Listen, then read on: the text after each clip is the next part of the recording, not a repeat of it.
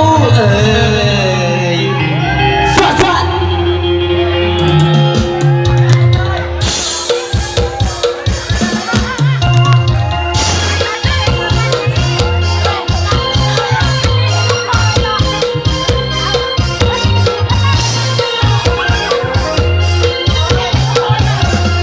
จับปาเดจับปาเมียเด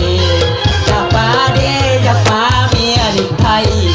เล่นหลายทีก็ยังปาบ่ได้อยากคือเสียดายยอดว่าเมียยังงามต้องโทรตามตำรวจมาดับเมียมาดับเมียไปหาสั่งตัวเขาอย่าบอกเดินว่าแผนการของเขาไม่รู้เรื่องเงาจากได้ยินตามกระบือ